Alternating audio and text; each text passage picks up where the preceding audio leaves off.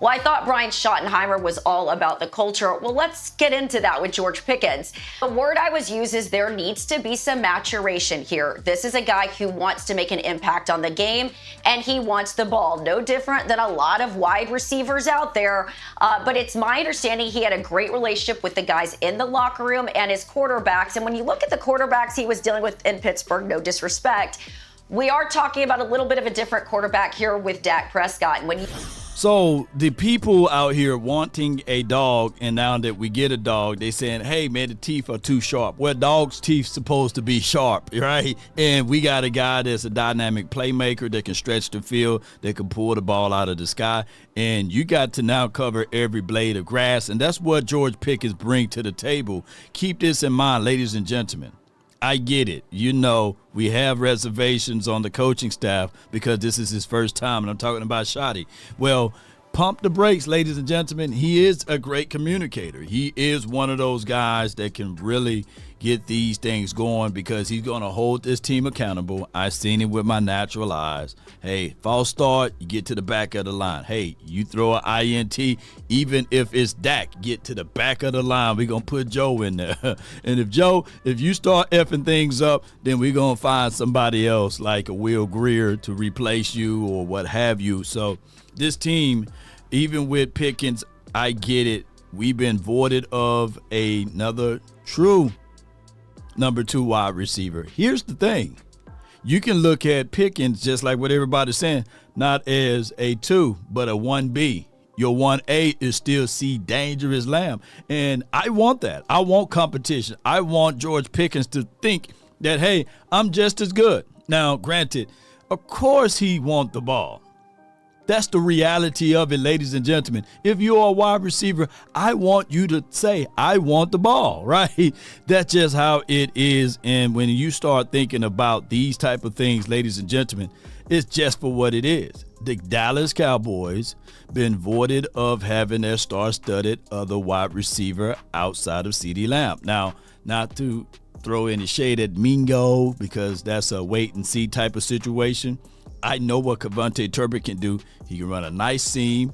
He can run a nice drag, and you can put him on the end around. He's limited with some of his route choices because of his size, and he's not the purest of the route runner. And things can change during the offseason because we got a new wide receiver coach, Junior Adams. I think that if you look at some of just follow the track history of Junior Adams and who he worked with, I'm good with the wide receivers on their route running and capabilities, and I'm not saying that due to the course of an offseason, all of a sudden Cavante Turpin going to be running routes like a Cooper Kupp or somebody. No, but it's going to showcase throughout the entirety of this wide receiver room. And we got Trayshawn Holden, who's a guy that if it wasn't for his attitude and his antics off the field and a little bit on the field, maybe he would have been drafted. But he's an undrafted guy, got a lot of things to prove, right? So I'm looking at that type of mentality that's going to be here. One of the things that we have to include with our mindset, that this particular organization said that, my bad. Shotty said that he wants physicality, right? They want to run the ball. Remember, wide receivers, it will be the byproduct of us running the ball. Why, Law? Because we're going to open up play action passes. Yeah. So I 1,000,000% agree with Jane Slater on her inside informations. And on top of that, the details of that goes on around the Cowboys. I think the one thing that sets Shotty apart, and a lot of people that don't know him don't know this, yes, he is a really great communicator. And I think wide receivers like George Pickens, not dissimilar from guys like Des Bryant, I think they do well when they have coaches that are great communicators, and you're getting that with Brian Schottenheimer here in Dallas. But keep this in mind. I want to throw this in, too. It's playoff time for the NBA, crunch time. And you may have in your mind, great deed of confidence, right? But I got this my bookie, right? Check them out and use promo code MM50, right? When you use that promo code, if you're feeling confident, go ahead and check them out for the first time. They will match up to your deposits. Bet anything, anytime, anywhere. My bookies will take great care of you. So be sure to check them out and get some of those coins by using promo code MM50. Yes, indeed. I ain't trying to tell y'all to drop and give me 50, but I believe that, man, some of y'all can make some good coins if you're feeling confident. Yeah, and yes, trust your betting insights and knowledge with my bookie. Be sure to check us out and use that promo code MM50. Let's get it. All right, so when we start talking about the Cowboys in general, and we looking at things just like for what they are, the Dallas Cowboys heading into the 2025 season, there's a lot, and I mean just that, a lot of Eagle fans chirping. And I love it because that's signs of that they are paying close attention to what we're doing. Yes, and shout out to my guy, Lord Brunson.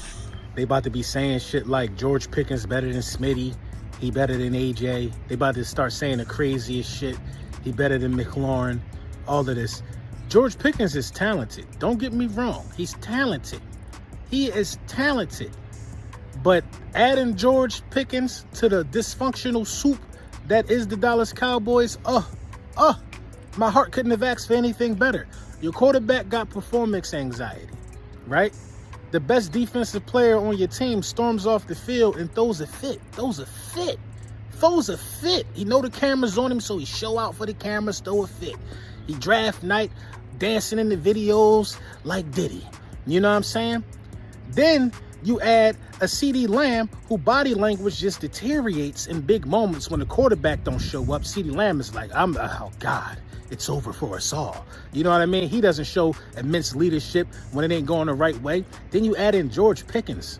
George Pickens is probably the most toxic wide receiver in the National Football League. George Pickens, who's going to have more than enough cameras in his face this year, who's going to do more than enough damage, that locker room might get indicted. Then you got a new head coach. Who's supposed to control this. This is a ticking time bomb, a literal zoo. Shotty ain't going to be able to control what's about to happen. By week 5, we will have headlines of dysfunction in Dallas. Mark my words. Mark them. I can't wait to see what's going to happen by week 5, because at the end of the day, we got your attention. And we got not just your attention, the Eagles' attention. That means we're doing something good. If we were doing something bad, you wouldn't speak on it, right? But neither here nor there, Cowboy Nation, I think that this particular team and organization, we will be completely different than what we were last season. Why? Because our identity will be running the ball to open up the pass. And one thing I can tell you about George Pickens, even though people kind of painted him with the same brush of the other bad receivers that's been in the National Football League, the divas and all of this stuff, the brother's notorious on run blocking or just blocking in general. Post me your thoughts, post me your concerns down below. That's been my time. I really thank you all for yours. And remember, you're listening to nothing but the best with Believe. Let's get it. Salute. I'm out. Peace.